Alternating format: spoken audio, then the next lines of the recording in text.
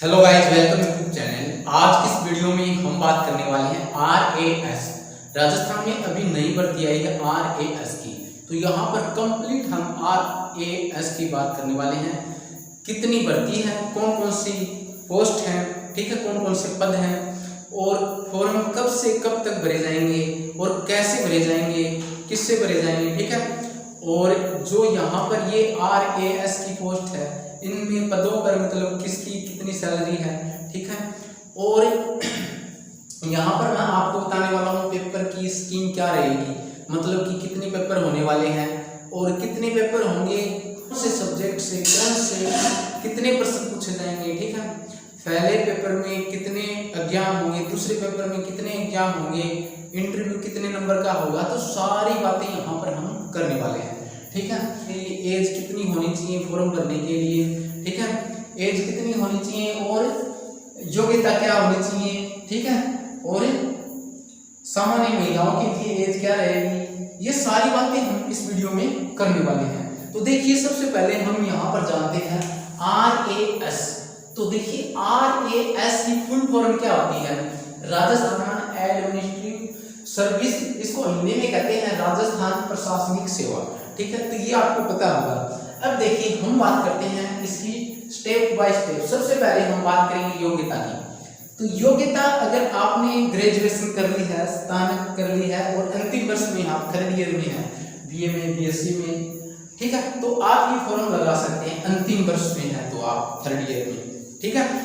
और आपने BA, BSc, BCom कर ली है तो ये फॉर्म आप लगा सकते हैं। उसके बाद करने वाले हैं अब आयु सीमा की। आयु सीमा क्या होनी चाहिए आपकी, तो यहाँ पर आपकी जो उम्र है वो मिनिमम होनी चाहिए 21 वर्ष, ठीक है, और मैक्सिमम होनी चाहिए 40 वर्ष।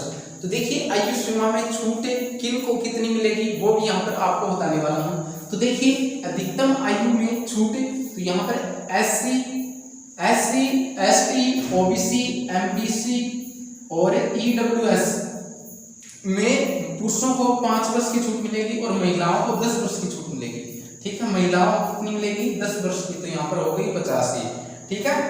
तो यहाँ पर देखिए नोट, सामान्य महिला है, सामान्य वर्ग की महिलाएं हैं, उनको 5 वर्ष की छूट मिलेगी, ठीक है। इनको 10 वर्ष की मिलेगी।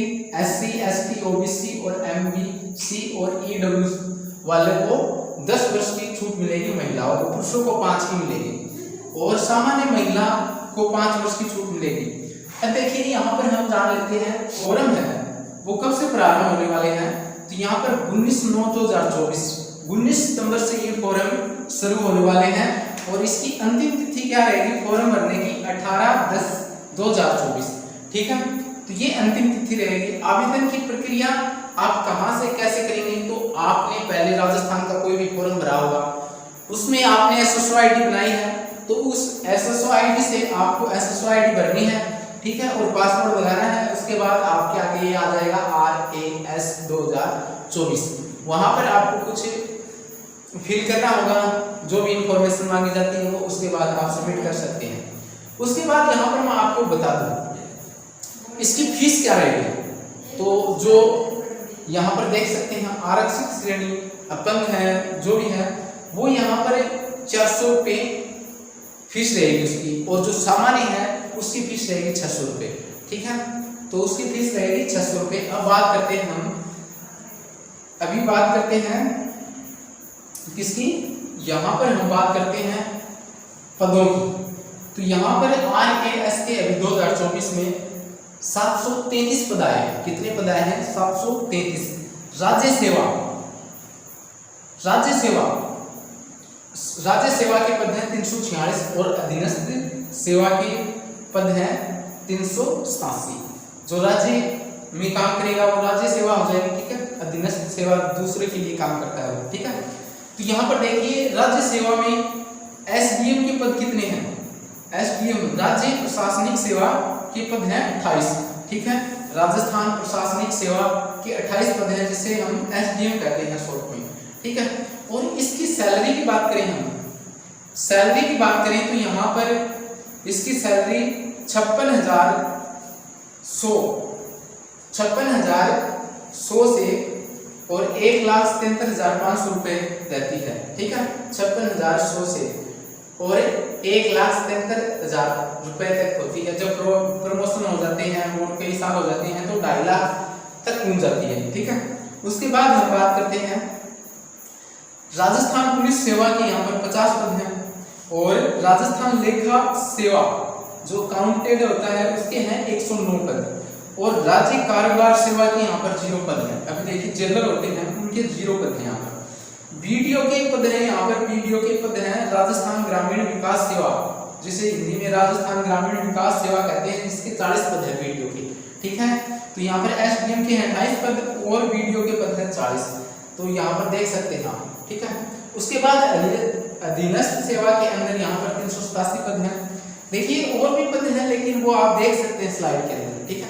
साइड पर जाकर देख सकते हैं, जो मैन थे वो यहाँ पर मैंने आपको बता दिए, ठीक है। और सारे मैन हैं, आप देख सकते हैं, वो सारे के सारे नहीं बता सकता यहाँ पर मैं। तो देखिए बहुत सारे हैं, तो यहाँ पर 387 पद हैं अधीनस्थ सेवा के। तो राज्य तहसीलदार सेवा के यहाँ पर 166 पद हैं, ठीक है। एनएसए, ठीक है, तहसीलदार 2 प्रकार के होते हैं, ठीक है, एनएसए और एसए, मतलब इनकी हेल्प करते हैं तहसीलदार होते हैं, इनकी हेल्प करते हैं दूसरे तहसीलदार, ठीक है। तो इनके पद हैं राजस्थान तहसीलदार सेवा, इनके पद हैं 12 और तहसीलदार सेवा एनएस वालों के हैं 166 और एसए वाले तहसीलदारों के हैं 12 पद। अब इनकी जो सैलरी है इसकी बात करें तो 48,100 से इनकी सैलरी रहती है 1,38,500 रुपए, ठीक है, 1,38,500 रुपए तक। उसके बाद प्रमोशन होता है और कुछ होता है तो वो आगे बढ़ जाती है, ठीक है। अब देखिए और भी सेवाएं मिलती हैं, ठीक है, ऐसा नहीं सैलरी मिलती है, बहुत सारी सेवाएं मिलती हैं। उसके बाद यहाँ पर देखिए राजस्थान सहकारिता अधीनस्थ एनएसए, इसके हैं 41 पद, ठीक है।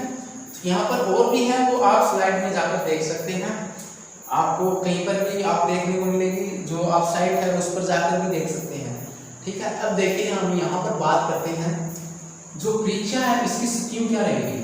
तो परीक्षा में आपको पता है 3 एग्जाम होंगी, प्री एग्जाम, इसमें ऑब्जेक्टिव एग्जाम होगी, ठीक है। 5 ऑप्शन मिलेंगे आपको, 5 ऑप्शन में से अगर आपको कोई क्वेश्चन नहीं आता है तो आपको 5 नंबर जो ऑप्शन है उस पर टिक करना है, उस पर उसको भरना है आपको, ठीक है। प्री एग्जाम ये 3 घंटे की होती है, इसमें 150 क्वेश्चन, 150 क्वेश्चन होते हैं और 200 नंबर के होते हैं, ठीक है। 200 नंबर के होते हैं, 150 क्वेश्चन होते हैं और 3 घंटे का टाइम मिलता है, ये है प्री एग्जाम। अब बात करेंगे हम इसमें क्या क्या पूछा जाता है, इसका सिलेबस क्या है और कितने नंबर का, वो सारी बातें यहाँ पर हम करने वाले हैं। तो पहले आपको मैं बता देता हूँ, ये प्री एग्जाम होने के बाद, ये पास करने के बाद आपको ये पास करना होता है, उसके बाद आपको मेन एग्जाम देना पड़ता है, सेकंड एग्जाम, मेन एग्जाम। इसमें 4 पेपर होते हैं, एक साथ ही होते हैं, ठीक है। जो 4 पेपर होते हैं वो एक पेपर 200 नंबर का होता है, तो इस प्रकार से ये 800 नंबर का पेपर हो गया। ये सब्जेक्टिव एग्जाम होता है, इसमें लिखना पड़ता है आपको, ठीक है। ऑब्जेक्टिव नहीं होता है, एबीसीडी नहीं होते हैं, इसमें आपको लिखना होता है। उसके बाद 3 नंबर, ये दोनों एग्जाम पास होने के बाद आपको इंटरव्यू के लिए बुलाया जाता है, जो कि 100 नंबर का होता है। और ये तीनों पास करने के बाद आपके डॉक्यूमेंट वेरिफिकेशन होते हैं। इस प्रकार से ये एग्जाम की स्कीम रहती है। अब बात करते हैं जो प्री होता है, प्री एग्जाम होता है, जो फर्स्ट पेपर होता है, तो उसमें आपको ये भी बताया जाएगा कि फर्स्ट पेपर है 2024 की भर्ती, वो कब तक होगा, कब होगा, ठीक है। तो यहाँ पर देखिए प्री में क्या क्या पूछा जाता है, हिस्ट्री, इकोनॉमिक, ज्योग्राफी, साइंस, इसमें से इनमें से 10, 12, 13 इस प्रकार से क्वेश्चन आते हैं, 10 या 12, 13 के बीच आते हैं, ठीक है। 11 भी आ जाते हैं, 10 भी आ जाते हैं, 12 भी आ जाते हैं, इस प्रकार से हिस्ट्री, इकोनॉमिक, ज्योग्राफी और साइंस के यहाँ से क्वेश्चन आते हैं।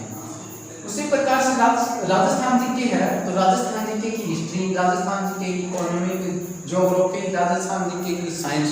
अब आप कहोगे राजस्थान जीके की साइंस कैसे, राजस्थान की साइंस तो एक ही है।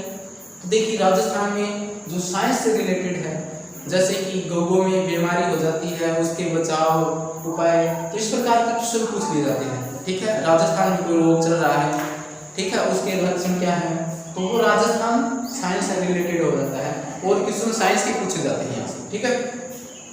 उसके बाद यहाँ पर प्लस से मैथ पूछी जाती है, रीजनिंग पूछी जाती है और करंट जीके पूछी जाती है। तो यहाँ से राजस्थान जी के 33% होता है लगभग, ठीक है। तो सबसे ज्यादा यहाँ पर ये पूछा जाता है राजस्थान जी के, और राजस्थान जी के में ये सारा पूछा जाता है, ठीक है। ये अलग से पूछा जाता है और ये राजस्थान जी के पूछा जाता है, ठीक है। उसके बाद यहाँ पर हम बात करते हैं मैन एग्जाम, जो कि सब्जेक्टिव एग्जाम, मतलब कि लिखना पड़ता है इसमें हमें। तो इसमें मैथ और रीजनिंग होती है, मैथ और रीजनिंग को यहाँ से हट जाती है, ठीक है।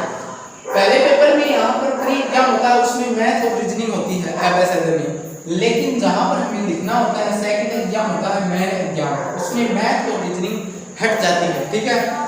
तो जिसकी मैथ और रीजनिंग मतलब हार्ड है उसके लिए ये बढ़िया है, यहाँ पर लिखना पड़ता है। इसमें ऑब्जेक्टिव होता है ये तो फिर भी हो जाता है, ठीक है। और इसमें ज्यादा हार्ड नहीं है। इसमें क्या क्या सब्जेक्ट होता है, तो इसमें देखिए 4 पेपर होते हैं। यहाँ पर मैंने आपको बताया कि 4 पेपर होते हैं 200 नंबर के।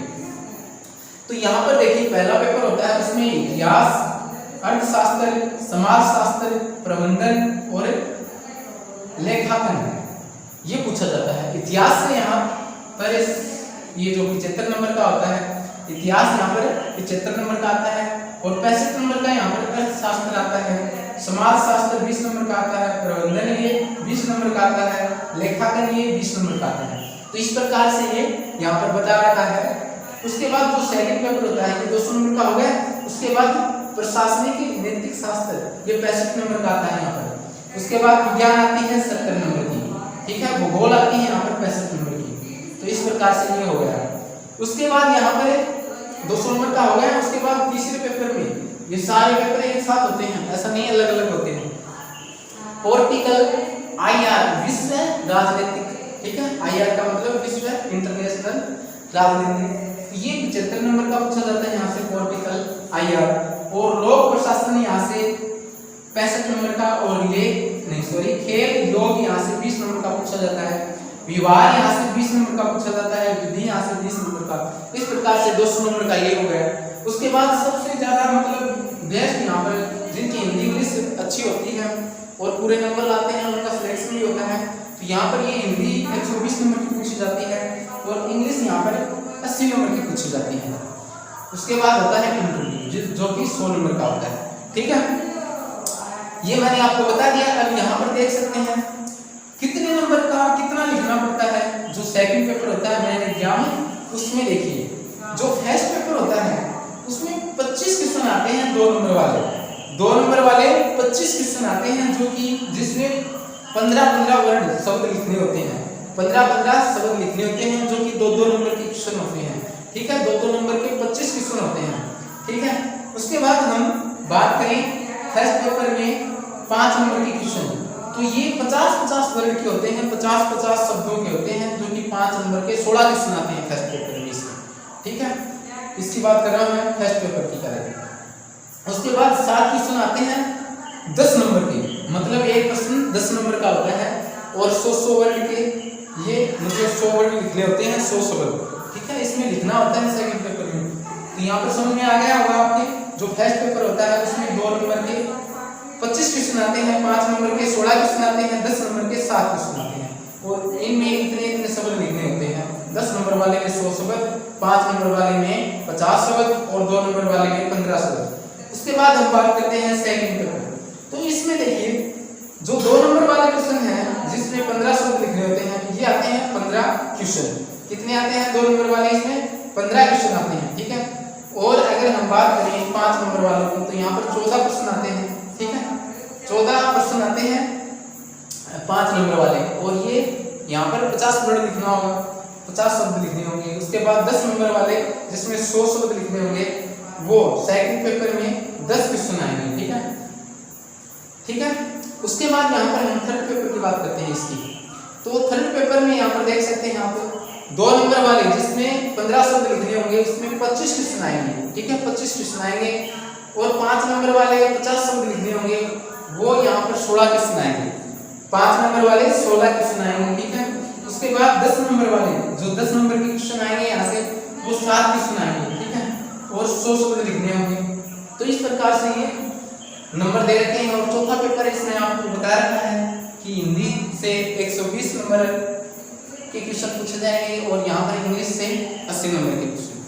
ठीक है। तो ये हो गई यहाँ पर पेपर के बारे में बता दिया, कौन कौन से सब्जेक्ट आएंगे सिलेबस आपको, ठीक है, कितने नंबर का आएगा, ठीक है, कितने पेपर होंगे, सारी बातें यहाँ पर बता दी है, ठीक है।